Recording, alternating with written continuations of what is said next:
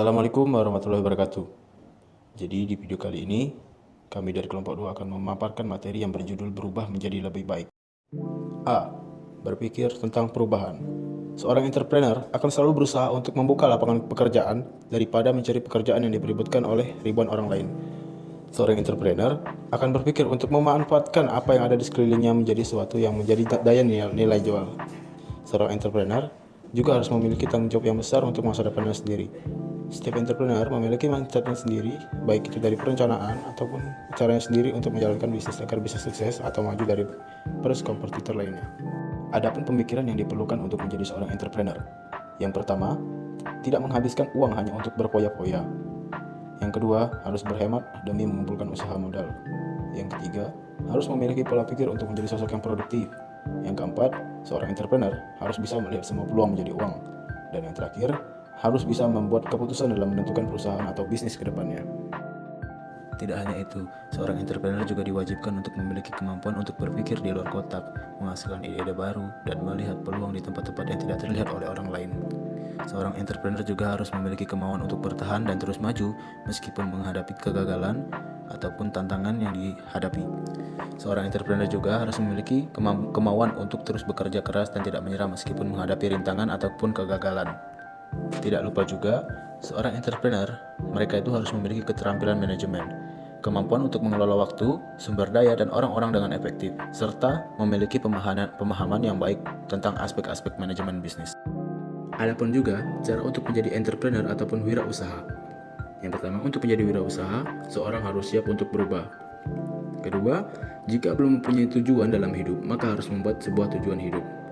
Yang ketiga, mulai berubah pola pikir berhemat demi mengumpulkan modal usaha. Yang keempat, mencari ide baru, menggali kreativitas untuk memulai usaha baru. Dan yang kelima, dia harus berkorban untuk bisa mengeksekusi ide-ide tersebut dengan cara memanfaatkan waktu dengan baik. Yang berikutnya yaitu yang B, memvisualisasi dan mengafirmasi diri sendiri. Yang berarti berwirausaha membutuhkan dorongan dari dalam diri sendiri, sehingga dorongan tersebut menghasilkan motivasi dan semangat yang kuat. Ini berarti sebagai seorang wirausahawan, kita itu harus memiliki tekad atau kejelasan dan tujuan kita sebagai wirausahawan itu untuk apa kita membuka lapangan pekerjaan, untuk apa bisnis tersebut, dan yang lain-lain. Lalu berikutnya yaitu hal pertama sebelum memvisualisasi dan mengafirmasi, maka harus dilakukan perubahan mindset atau pola pikir manusia yang bisa diubah dengan pembiasaan berulang kali. Contohnya yaitu ketika kita sedang berwirausaha atau kita sedang berwirausaha dengan orang lain, itu kita harus bisa menerima aspirasi atau ide-ide baru dari orang lain, dan kita jangan menjadi seseorang yang tertutup, tidak bisa menerima. Nah, sebagai seorang wirausahawan atau entrepreneur, itu kita harus bisa menerima hal tersebut seperti inovasi baru atau ide-ide kreatif lainnya. Lalu, pola pikir terkadang bisa berubah dengan kesadaran sendiri ataupun juga melalui peristiwa tertentu seperti tadi, adanya musyawarah dengan rekan-rekan sekalian ataupun dengan teman dan sebagainya. Untuk memahami lebih jelas, berikut penjelasannya. Yang pertama yaitu visualisasi diri sendiri. Pengertiannya adalah transformasi pikiran dalam bentuk gambar yang dilakukan dengan untuk membayangkan sesuatu. Misalnya ketika Anda ingin berjualan, mempunyai toko baju muslim, maka Anda akan rajin membayangkan bahwa Anda akan mendesain toko tersebut dengan properti yang sudah Anda siapkan. Ini berarti kita itu sebagai wirausahawan itu mempunyai imajinasi yang luas bagaimana cara kita mengembangkan pekerjaan kita, kinerja kita. Nah, itu yang dimaksud dengan visualisasi diri sendiri. Yang kedua yaitu afirmasi diri sendiri. Berpengertian bahwasanya mengikrarkan kalimat-kalimat yang mendukung imajinasi seorang untuk meneguhkan kualitas dirinya. Afirmasi adalah peneguhan untuk membentuk mindset dan pola pikir seseorang menuju kepada sesuatu hal yang sedang dipikirkan olehnya. Contohnya yaitu ketika kalian sebagai wirausahawan itu meyakinkan diri bahwasanya saya 10 tahun ke depan akan menjadi orang terkaya di Indonesia. Nah, dari kata-kata tersebut kita meyakinkan diri kita sendiri bahwasanya bagaimanapun caranya saya itu akan menjadi orang tersebut. Saya akan menjadi seperti yang akan saya impikan. Nah, itu berarti sebagai pendukung kita, sebagai pendorong. Yang ketiga yaitu Al-Quran, visualisasi dan afirmasi. Berpengertian bahwasanya adalah pedoman bagi setiap umat Islam di muka bumi ini. ketika kita membaca ayat Al-Quran, secara tidak langsung kita akan terpatri pada banyak pengulangan-pengulangan beberapa ayat yang membahas tentang inti dari kehidupan secara singkat.